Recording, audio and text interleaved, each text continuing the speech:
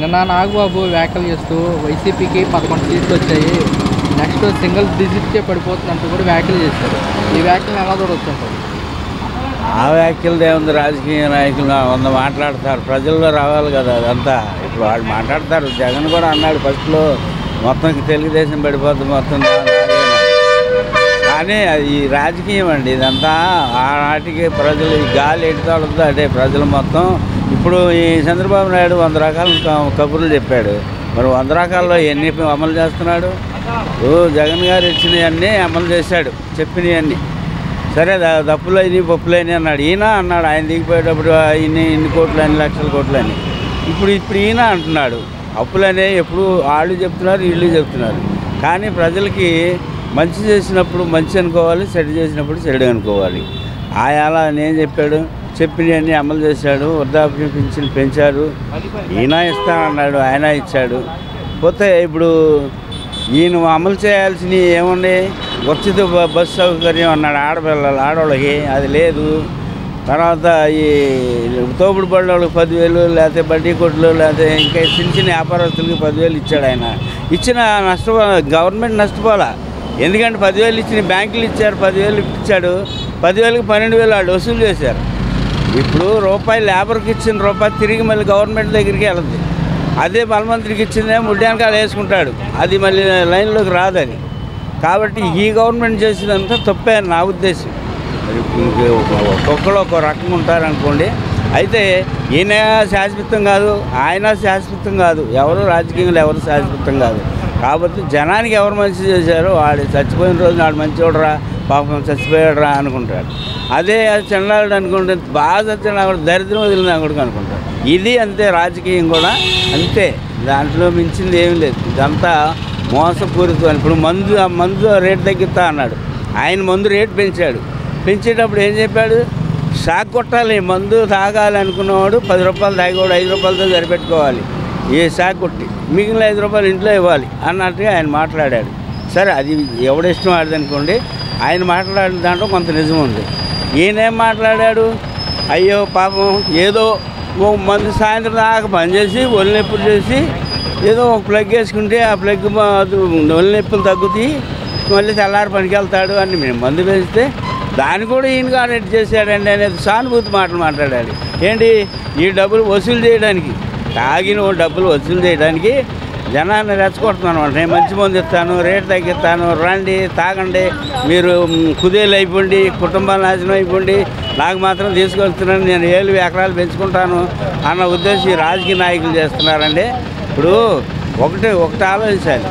ఓటుకు వచ్చి 4,000, 5,000, 3,000, 2,000 అట్లా ఇస్తున్నారు. మళ్ళీ ఎవరి సొమ్ము వాళ్ళు ఎక్కడిది పోగు చేసుకోవాలి. మళ్ళీ అవన్నీ అంతే. ఇక వాళ్ళు ముందు పెట్టుబడి పెడతాం, వడ్డీతో చక్కెర వడ్డీతో సహా వసూలు చేసుకోవడం. ఎవడన్నా అడ్డం తిరిగితే వాడు 4 దండటం తీసుకెళ్తా, అరే నా ఎరగేసి రండి, ఆయన పొడి చేసి రండి అని. అది ఆయన ఒక ఆయన ఉన్నాడు 100 బస్సులు, ఆయనకి లాగా వీళ్ళందరూ దౌర్జన్య కార్యక్రమాలు చేస్తూ ఉంటారు. అంతే. బయటపడాలంటే లేబర్ బయటపడరు, ఎందుకంటే దీనికి తడిసే అది. మీరు రామరాజ్యం పరిపాలన చేస్తారా, సురక్షిత పరిపాలన చేస్తారా? మళ్ళీ మీరు ఎలా గెలుస్తారనుకుంటున్నారు? కలల కంఠం మానేయండి అంటారు. మరి కలల కంఠం మానేయండి అనకపోతే వీళ్ళు మంచి పని చేసినట్టు. ఇప్పుడు ప్రజలకి తెలుసండి, నీ గురించి నాకు తెలుసుద్ది. మీరు ఇక్కడ నిల్చున్నారు, రోడ్డు మీద ఎండలో నిల్చున్నారు, కష్టపడుతున్నారు, ఆ విషయం నాకు తెలుసుద్ది. నేను పంపించిన ఆయనకి ఏం తెలుసుద్ది? ఇవన్నీ తీసుకెళ్తేనే తెలుస్తుంది. ఈ రికార్డు తీసుకెళ్తేనే ఇది చోట్ల మాట్లాడారు, ఇంతమంది మాట్లాడారు, ఇంత కష్టపడ్డాడు అనేది తెలుస్తుంది. లేదా ఇంటికాడ ఉన్నాయనికి తెలుస్తుంది, అది లేకపోతే తెలియదు. వాళ్ళు కూడా అంతే, 100 చెప్తాడు. నాగబాబు చెప్తాడు, కళ్యాణ్ బాబు చెప్తాడు, అన్నీ చెప్తాడు. కళ్యాణం బాబు ఎందుకు వచ్చాడు? ఆయన డబ్బులు తక్కువ వచ్చాడు దీంట్లోకి, అక్కడ డబ్బులు లేవా? అదేమంటే అది ఇక అయ్యని మనం అనుకుంటానికి మంచి పద్ధతి కాదనుకోండి. మీరు రైట్ హ్యాండ్ అన్న విజయసాయి రెడ్డి మీ పార్టీ నుంచి రాజీనామా చేసి వెళ్ళిపోయాడు. అలాంటి వాళ్ళు ఇంకా చాలామంది రాజీనామాలు చేస్తున్నారు మీ పార్టీకి, ఇంకెక్కడ వైసీపీ పార్టీ అంటూ కూడా చేసిన వ్యాఖ్య మీరేమన్నా? ఆయన రైట్ హ్యాండ్ అవ్వచ్చు, లెఫ్ట్ హ్యాండ్ అవ్వచ్చు. రైట్ హ్యాండ్ అనుకున్నంత మాత్రం రైట్ హ్యాండ్గా ఉండాలని లేదు దానికి. ఇప్పుడు నాకు ఈ చేయి పని చేయట్లేదు, సపోజ్ చెప్తున్నా, ఈ చేతితోనే ముడ్డి కడగాలి. ఇది రైట్ హ్యాండ్ అనుకుంటే కుదురుద్దా? కుదరదు. మరి ఎవరికి అడుగుతాడు? అది ఇది వాస్తవాలు చాలా ఉంటాయి. వాళ్ళు ఏదో చెప్తారులే రాజకీయ నాయకులు, వాడు మీద కూర్చున్న కాడి నుంచి దిగి నడిచేవాడికి నొప్పి అని తెలుస్తుంది, కుర్చీలో కూర్చునేవాడికి తెలియదు. అది ఎవడ కాళ్ళు నొప్పులు వస్తే ఆడే కదులుతాడు బయట. రాజకీయ నాయకం అంటే ఇది ప్రజా తీర్పు, అంటే ప్రజల తీర్పు. రేపు పొద్దున పంచాయతీ ఎలక్షన్ వస్తుంది. వాస్తవంగా ఇదే నిజాయితీ అయితే రేపు పొద్దున పంచాయతీ ఎలక్షన్లో తెలిసిపోదు. వాళ్ళు కానీ వీళ్ళు కానీ ఇంకోళ్ళు కానీ. రాజకీయం ఎవడో శాశ్వతం కాదు. వాడు 5 ఏళ్ళది ఉండేది. 5 ఏళ్ళ కోసం ఈ 50 సంవత్సరాలు సర్వీస్ చేసేవాడిని నొక్కి పెడుతున్నారు. ఎందుకంటే ఆడు ఏం గీస్తే అదే గీత, వీడు గీసింది గీత అవుతాం. నేను ఇప్పుడు నీ దగ్గరికి వచ్చి ఇప్పుడు సచివాలయాలు పెట్టాడు. అంతకుముందు సచివాలయాలు ఉన్నాయా, ఈ సేవ పెట్టారు. ఈ సేవకి వెళ్తే సీరియల్గా లైన్గా నిల్చుంటే మొత్తం అందరికీ కలిపి ఒకటే చోట పెట్టారు. ఆ మండలం మొత్తానికి ఈ సేవకి వెళ్తే ఎన్నిసార్లు తిరిగినా ఆ కాగితం, ఒక కాగితం ఉదాహరణకి ఏదన్నా సర్టిఫికేట్, డెత్ సర్టిఫికేటో లేకపోతే ఏదో ఒక సర్టిఫికేట్ కావాలంటే 100 సార్లు తిరిగితేనే కానీ ఆ పని అయింది. ఇవాళ సచివాలయాలు వచ్చినాయి. సచివాలయాలు వచ్చిన తర్వాత 1 రోజు అయ్యే పని, 2 రోజులు అయ్యే పని, 3 రోజులు అయ్యే పని వెళ్ళిన గంటలోనే అవుతుంది. కారణం సిబ్బంది ఉన్నారు, చేసి పెడుతున్నారు. మరి జనాల సౌకర్యం ఏ విధంగా ఏదైతే అవసరమో జనాలకి, ఏది అవసరం లేదో అతను కనుక్కున్నాడు. వాళ్ళ అయ్యి కనుక్కున్నాడు. వాళ్ళ అయ్యి మంచివాడు. వాళ్ళ అయ్యి తరపున ఈయన వచ్చాడు. ఇప్పుడు ఇతనికి గెలవడానికైనా వాళ్ళ అయ్యే కారణం. ఈయన ఎప్పుడు ముఖ్యమంత్రి అవ్వలేదు. చూద్దాం అనుకున్నారు, ఆయన చేశాడు. ఆయన మాటలన్నీ నేను చెప్తున్నాడు. సరే ఒకసారి చూద్దాం అనుకున్నారు, చూశారు, గెలిచాడు, చేశారు. తర్వాత మరి ఇది మోసమే జరిగిందో రైటే జరిగిందో పాపం పుణ్యం దేవుడికి తెలియాలి. ఇప్పుడు జనాలు అనుకునేదంతా ఏదో మోసం చేశారు, వాళ్ళు ఏదో ఈవీఎంలు మార్చారు, ఇంకోటి చేశారు, ఏదో అనుకుంటున్నారు. కానీ ఎంత నిజమో ఎంత అబద్ధమో జనమే ఓటేశారో ఆ రాజకీయ నాయకులే మార్చేశారో పాపం పుణ్యం దేవుడికి తెలవాలి. అది మరి దాని గురించి మేము రాజకీయం గురించి అనుకోవాల్సినంత అవసరం లేదండి. నేను డబ్బా కొట్టుకుంటే ఆ డోలు బయలేవద్దు. కొట్టుకుంటే ఆ డోలులో పని లేదు. అది కొట్టే డోలు ఎంతసేపు ఉండగాని. అది ఇప్పుడు డోలు తయారు చేసిన కానీ డోలుగానే ఉంటుందా? అది నీ మధ్యలో ఎన్నిసార్లు పగులుతుందో వాడి చేతిలో. ఇది అంతే రాజకీయం అంతా. ఎందుకు ఎక్స్ట్రా మాట్లాడుకోవడం కూడా మంచిది కాదు. ఆయన మంచోడు, ఈయన మంచోడు కాదు, ఇంకొక ఆయన మంచోడు, ఇంకొక ఆయన మంచోడు కాదు అనుకోవటం లేదు. రాజకీయ నాయకులు అవసరానికి ఇప్పుడు ఆయన ఏమన్నా నమ్ముతున్నాడండి. ఆయన ఏం చెప్తాడు, ఏమంటే ఇది ఒరిజినల్ అంటే ఆయన చెప్తాడు. వాస్తవమే కదా. రాజకీయ నాయకుడు చెప్పేది కూడా అంతే. ప్రతి విషయానికి అంతే చెప్తారు. నాగబాబు మాట్లాడుతూ మీకు 11 సీట్లకే పడిపోయారు, ఈసారి మీకు సింగిల్ డిజిట్ వస్తుందంటూ కూడా నాగబాబు వ్యాఖ్యలు చేయడం జరిగింది. సార్ ఈ వ్యాఖ్యలు మీరు ఎలా చూస్తారు? ఆ వ్యాఖ్యల నుంచి భ్రమలోంచి బయటకు వస్తే మంచిది నాగబాబు గారు. ఎందుకంటే 11 సీట్లు రావచ్చు, కానీ 40% ఓటింగ్ శాతంలో ఉన్నాడు జగన్మోహన్ రెడ్డి. 40% ఓటింగు 11 కాదు, ఈసారి వాళ్ళకి ఆ 11 వస్తాయి. అది గుర్తుపెట్టుకోమని నాగబాబు గారు ఆ మాటలు మానుకోమంటే మంచిది. నాగబాబు గారు ఏంటంటే వీళ్ళు అనేక హామీలు ఇచ్చారు చంద్రబాబు నాయుడు గారు. సూపర్ 6 అని. ఆ సూపర్ 6కి లోకేష్ గారు కూడా నేను కాలర్ పట్టుకోండి హామీలు నెరవేర్చలేకపోతే అది కూడా ఆయన అనటం జరిగింది. మేము అన్నీ చూసుకొని మేము హామీలు ఇచ్చాము, ఇవ్వగలమని హామీ మాకు ఇది ఉంటేనే అని చెప్పడం జరిగింది. అది ఇప్పుడు కాలర్ పట్టుకుంటారు ప్రజలు, కానీ ఎవరైతే వ్యతిరేకంగా మాట్లాడతారో న్యాయంగా మాట్లాడతారో వాళ్ళ మీద కేసులు పెడతారు. అందుకని ప్రజలు భయపడుతున్నారు. కాలర్ పట్టుకున్న రోజులు ముందు వస్తాయి. ఇంకా ఏంటి ఈ భ్రమల నుంచి ఇప్పుడు బీజేపీని అడగడానికి లేదు. ఎందుకంటే బీజేపీ వాళ్ళు మేనిఫెస్టో అసలు ముట్టుకోలేదు. పవన్ కళ్యాణ్ పక్కనే ఉన్నాడు. పవన్ కళ్యాణ్ దానికి అడగాలి వాళ్ళని. మరి ఎందుకు గమ్ముకుంటున్నాడో అర్థం కావట్లేదు, మాట్లాడలేదు. మన చంద్రబాబు నాయుడు భయమో లేకపోతే ఎందుకో, మరి లేకపోతే ఆ డిప్యూటీ సీఎం నుంచి తీసేస్తాడు అతన్ని, రిమూవ్ చేస్తాడని అనుకుంటాడో అర్థం కాదు. అది పవన్ కళ్యాణ్ ప్రశ్నిస్తానికి పార్టీ పెట్టాలని చెప్తాడు కదా. ఏం ప్రశ్నిస్తున్నాడు?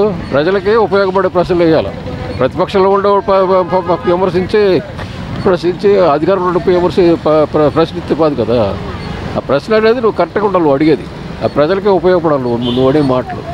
అదే లేకోకుండా నేను ప్రశ్నిస్తానికి పార్టీ పెట్టాను ఇదే చెప్పంటే అది ఆ ప్రజలకేం ఉపయోగపడలే అని అడిగే ప్రశ్నలు. ఏదో కష్టపూరితంగా ఏదో ద్వేషం పెట్టుకొని జగన్మోహన్ రెడ్డి మీద ఆ ప్రశ్నలు అడగడం జరుగుతుంది. కానీ అసలు అతను అడిగే ప్రశ్న ఒకటి అర్థం లేదు. ఇప్పుడు మా అన్న మాట ఒక గంట తర్వాత మర్చిపోతాడు, వేరే టాపిక్కి వెళ్ళిపోతాడు. ప్రతి విషయం అతను failure politician. Failure politician, original politician కాదు అతను. అది మాత్రం చాలా అది కరెక్ట్గా ఉంటే మంచిది.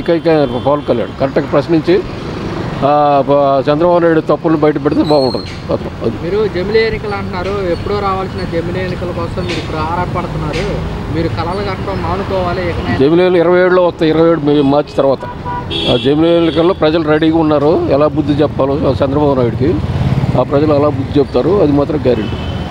మీరు రైట్ హ్యాండ్ అన్న విజయసాయి రెడ్డి పార్టీకి రాజీనామా అలాంటి వాళ్ళు ఇంకా చాలా మంది ఉన్నారు. మీకు ఇంకెక్కడ ఉంది బలము, పార్టీకి లేదు ఏం లేదని చెప్పేసి విజయసాయి రెడ్డి చేసి ఆయన పర్సనల్ అండి, దాన్ని రాజీనామా చేసుకున్నాడు. దానికి ఏముంది, విజయసాయి రెడ్డి అట్లా 100 మంది పోయినా పార్టీ అవ్వదు. జగన్మోహన్ రెడ్డికి అలాంటి వాళ్ళు ఇంకా 100 మంది పోయినా కూడా ఆయన ఓటు శాతం ఆయనకు ఉంది. వీడు దమ్ముంటే విడి కూడా పోటీ చేయమనండి. ఇప్పుడు 3 పార్టీలు ఉన్నాయి కదా కూటమి, ఎవరికాళ్ళు పోటీ చేయడం మనకు మరి ఏ విడిపోతాను అంటారు కదా, ఏళ్ళు ఒక సీట్ వద్దంటారు కదా, మరి విడిగా పోటీ చేయొచ్చు. మరి అట్టేటప్పుడు ముగ్గురు కలవటం ఎందుకు, కలవటం ఎందుకు, కలవకూడదు విడివిడిగా పోటీ చేయొచ్చు కదండి. మరి ఎందుకు మరి 3 పార్టీలు కలిసి పోటీ చేస్తున్నారు? మీరేమన్నా రామరాజ్యం పరిపాలన చేశారా, సురక్షితమైన పరిపాలన చేశారా, ఏం చేశారని మీకు ఓట్లు వేయాలి ఇంకోసారి? ఎలా మీరు అధికారంలోకి వస్తారని మీరు ఎట్ట గెలిచారో, జనాలు యూఎంఎల్ చేసి గెలిచారో, ఎట్ట గెలిచారో అందరూ తెలుసు. కానీ అది జగన్మోహన్ రెడ్డి అనుకున్నది సాధ్యమైన హామీ ఇచ్చాడు, సాధ్యమైన హామీలు ఇచ్చాడు, హామీలు నెరవేర్చాడు. ఆయన హామీల కన్నా ఎక్కువ ఇచ్చిన హామీల కన్నా ఎక్కువ నెరవేర్చాడు. అది మగవాడిదంటే.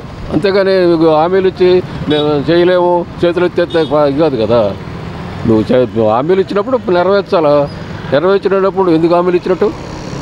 అది తప్పు కదా. హామీలు ఇచ్చినప్పుడు నువ్వు గెలవడానికి హామీలు ఇచ్చావండి అనేక భ్రమలు చెప్పి జనాల్ని, మరి ఆ హామీలు నెరవేర్చాలి కదా. నువ్వు ఒక్క హామీ నెరవేర్చకుండా నువ్వు ఇలా కాలం గడిపేస్తే ఎలాగా?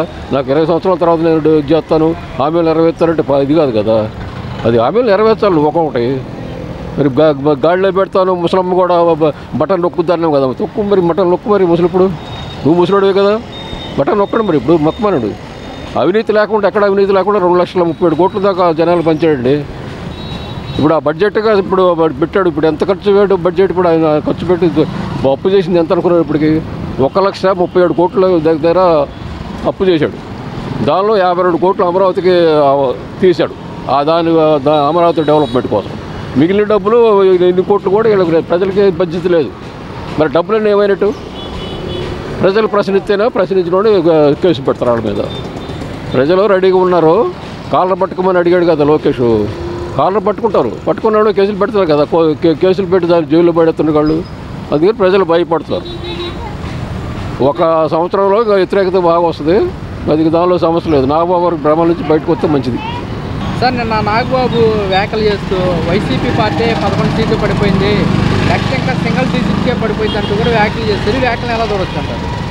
నాకు బాగానే ఉందనిపిస్తుంది, బాగానే ఉంది.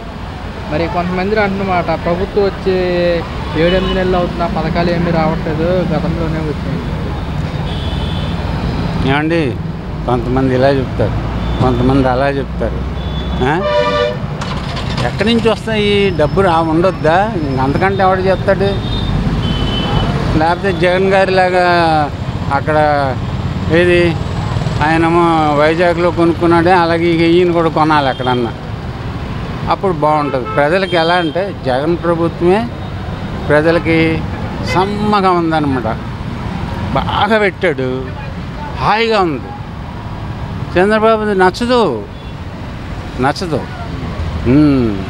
ఇప్పుడు కూడా గొర్రె కషాయం నమ్ముతుందని. నమస్తే అండి. నమస్తే నాయన. నాగబాబు గారు మాట్లాడుతూ వైఎస్ఆర్ కాంగ్రెస్ పార్టీకి ఇప్పుడు 11 సీట్లు వచ్చాయి, నెక్స్ట్ ఎన్నికల్లో సింగిల్ డిపాజిట్కే పడిపోతుందంటూ కూడా వ్యాఖ్యలు చేస్తారు. ఈ వ్యాఖ్యలు మీరు ఎలా చూస్తారు?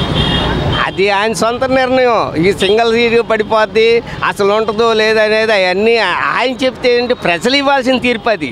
ప్రజలు ఇచ్చేది ఈ తీర్పుని బట్టి ఇప్పుడు పరిపాలన ఉంటుంది. కానీ ఆయన సొంతగా ఏదో చెప్పాము, ఏదో గాల్లో మేళ్ళ కట్టాము, అవి కోల్లేదు అలాగ ఉండిపోయినాయి అంటే అదంతా ఉట్టి మాటలు. ఒకప్పుడు వైఎస్ రాజశేఖర రెడ్డిని నాకు సభ్యత్వం కాదు, నాకు ఇది కావాలి మంత్రి పదవి అని అడిగాడు. ఆయన ఏం చెప్పాడు? రాజశేఖర రెడ్డి గారు, నేను ఇస్తాను, ఈటాకేం బాధలేదు, ముందు చిరంజీవి గారిని కనుక్కొని ఇస్తానని చెప్పి అన్నాడు. అప్పట్లో నాకు తెలిసిన నిజం అది. మరి ఇప్పుడు అది నిజమో అబద్ధమో నాకైతే తెలియదు. కానీ అప్పుడు వైఎస్ రాజశేఖర్ ఉన్నప్పుడు ఒక రకం మాట్లాడి, ఇప్పుడు జగన్ వచ్చాడని ఒక రకం మాట్లాడాడని, పవన్ కళ్యాణ్ వాళ్ళ పార్టీలో ఉన్నాడనేసి అనేక రకాల వ్యాఖ్యలు చేయొచ్చు. అక్కడ బీజేపీ మద్దతు ఉందని ఏదో చెప్తారు. కానీ ఏదేమైనా కానీ ప్రజలు ఇచ్చే తీర్పుని బట్టి మనం ఫాలో అవుతాం. కానీ నువ్వు చెబితే అవుతుంది, నేను చెబితే అవుతుంది, ఆయన సిల్క జోషి ఆయన చెప్పడంలో జరిగిపోటాకే ఇలాంటి దివిదృష్టిగా అని చెప్పినంతవరకు నిజం అవటాకి. మీరు జగన్మోహన్ రెడ్డి కూడా జమిలీ ఎన్నికలు అంటున్నాడు, వాళ్ళ కార్యకర్తలు కూడా అంటారు మీరు కలలు గంట మానేయండి, మీకు 11 సీట్లు ఇచ్చారు, మీరు అసెంబ్లీలోకి వచ్చే పోరాటలేదు, మళ్ళీ మీరు జమిలీ ఎన్నికల కోసం చూస్తున్నారా? జమిలీ ఎన్నికలు అంటే అవి జరుగుతాయో లేదు, అదంతా నమ్మకం లేని పని. అది చెప్పలేము. దాని గురించి నాకంత అవగాహన లేదు. నాకు తెలిసినంత వరకు జరగవు అనుకుంటున్నా. సీట్లు ఇచ్చేయన్న సంగతి అది పక్కన పెట్టండి. అది ఎవరు చేశారు, ఎలా జరిగింది అనేది నిజానికి ప్రతి ఒక్కరికి తెలుసు. ఎన్నికల కమిషనర్ ఉన్నాడు, తర్వాత నిమ్మగడ్డ రమేష్ ఉన్నాడు, చంద్రబాబు నాయుడు ఉన్నాడు, మోడీ ఉన్నారు. వీళ్ళు ఏం చేశారనేది ఎవరికి తెలియదు. అప్పుడు ఈఎంలు ఎందుకు తన్నారు, కొన్నారు, అన్ని కొన్నామన్నాడు. మరి ఏమైనాయి? 24, 28 ఈఎంలు మాయమైనాయి. ఎక్కడైపోయినాయి? ఓటింగ్ ఎక్కడుంది? అసలు పోలింగ్ అయిన దానికంటే ఎక్కువ ఓటింగ్ కనపడుతుంది. అది ఎంతవరకు నిజం? దాన్ని రీకౌంటింగ్ పెట్టమని చెప్పి పబ్లిక్ నాయకులు అడిగితే దాన్ని ఇదిగో అన్నారు, అదిగో అన్నారు, ఏమీ లేదు, అలాగే పక్కన పెట్టేశారు. మీరేమన్నా మహానుభావులా, మీరేమన్నా మంచి పరిపాలన అందించారా, మళ్ళీ మీరు రావడానికి అధికారంలోకి ఎలా వస్తారనుకుంటారని చెప్పేసి కూడా అంటున్నారు. మహానుభావులు అంటే ఆయన వరకు మహానుభావుడు కాదేమో. దేవుడిని అందరు కొలవరు కదా. దేవుడిని కొలిసేది ఏంటంటే కొంతమంది దేవుడిని కొలుస్తారు, కొంతమంది దేవుడిని కొలవరు. వాళ్ళకి దేవుడు మేలు చేస్తే కొలిచాడు, మంచి చేశాడు అంటాడు, కొలవలేదు చేసి ఏం దేవుళ్ళు అంటాడు. అలాగే కోర్టుకి వెళ్ళిన వాళ్ళు ఇద్దరు వెళ్తారు కోర్టుకి, న్యాయం ఎటుంటే అటే న్యాయం జరిగింది. ఇద్దరికి న్యాయం జరగదు కదా, ఒకళ్ళు అన్యాయం అవుతారు, ఒక న్యాయం జరిగింది. అది వీళ్ళు చెప్పటానికి మీరెవరు, నేనెవరు?